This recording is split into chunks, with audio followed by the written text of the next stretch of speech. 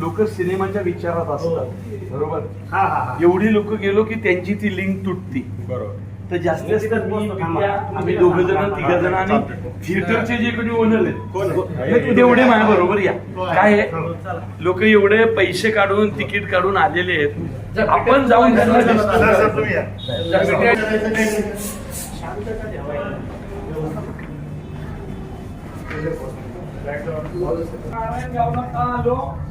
नारायणगाव हे असे एकमेव गाव आहे की मागच्या 12 दिवसात तिथं सगळे शो हाऊसफुल आहेत, देऊळ बंदचे.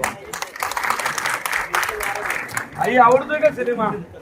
हा आई आवडला का?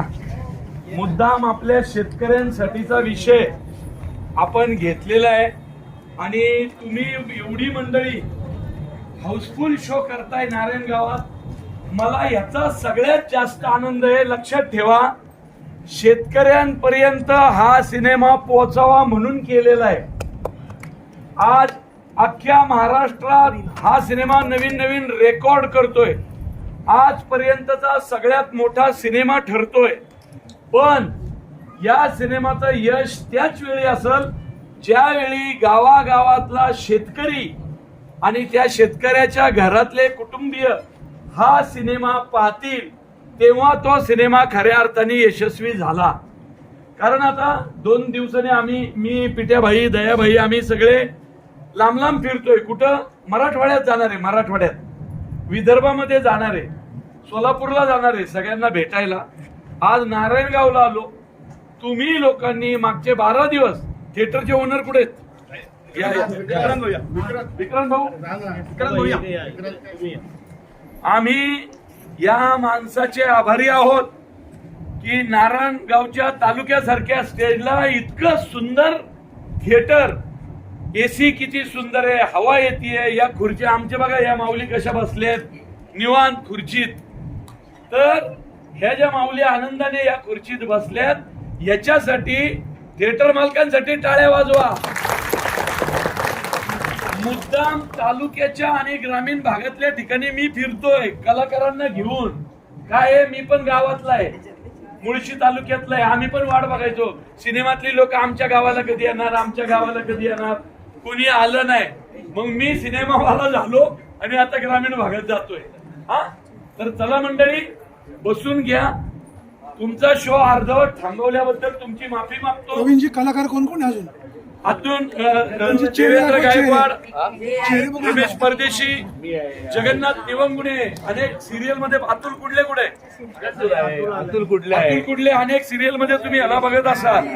हा, तो आलाय. आगाऊ कुठे? ते मुंबईला गेले ते. आणि आम्ही काय केलं, ग्रुप 2 भाग पडले, 2. हा, कारण कमी वेळात सगळीकडे फिरायचंय महाराष्ट्रात आणि वेगवेगळ्या ठिकाणी फिरतायत. पण अजून 1 आठवड्यानी, पुढच्या आठवड्यात ज्यावेळी येईल त्यावेळी तिला घेऊन येईल. ओके, स्वामी समर्थांना घेऊन येईल. इथं दिंडोरी प्रणित केंद्र आहे ना आपला पाट्याळीमध्ये. ओके, तर बोला श्री स्वामी समर्थ महाराज की. आता फक्त मी इथून बाहेर पडलो, मागे येऊ नका. सिनेमा चालू आहे. याच्यातून 100% प्रयत्न केले. साहेब 2 आत्महत्या इथं झालेल्या आहेत, पण ह्या चित्रपटामुळे थांबल्या जातील. बघा, माझा शब्द आहे, तालुक्यातल्या प्रत्येक शेतकरी कुटुंबाने एकत्र येऊन सिनेमा बघायचा.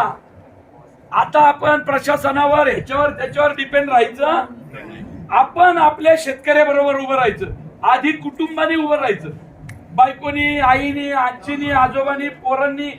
जर बाप अस्वस्थ झाला तर बायकोला कळलं पाहिजे, आज माझा नवरा चतकोर भाकरी कमी खाल्ली, इमोशनल झालाय, काही बोलत नाहीये 2 दिवस. माणसाच्या वागण्या बोलण्यात फरक झाला तर कळला पाहिजे. काय माहितीये का, घरातला पुरुष मंडळी असतात ना, त्यांचं दुःख घरातल्यांसमोर मुद्दाम बोलत नाही. त्यांना वाटतं मी माझं दुःख दाखवलं तर घरचे दुःखी होतील. पण आपल्या बापाचं, आपल्या नवऱ्याचं दुःख ओळखायला शिका. त्यांच्या मनात काय चाललंय हे ओळखायला शिका. त्याच्यासाठी हा सिनेमा केलाय. आणि जो शेतकरी हा सिनेमा बघेल, मी लिहून देतो, त्याच्या मनात आत्महत्येचा विचार येणार नाही. आणि एक शेतकऱ्याचा पोरग आहे म्हणून तुम्हाला एक खात्रीने सांगतोय. चला स्वाभिमान मंडळी बसून घ्या आणि पुढे बघायला लागा. चला.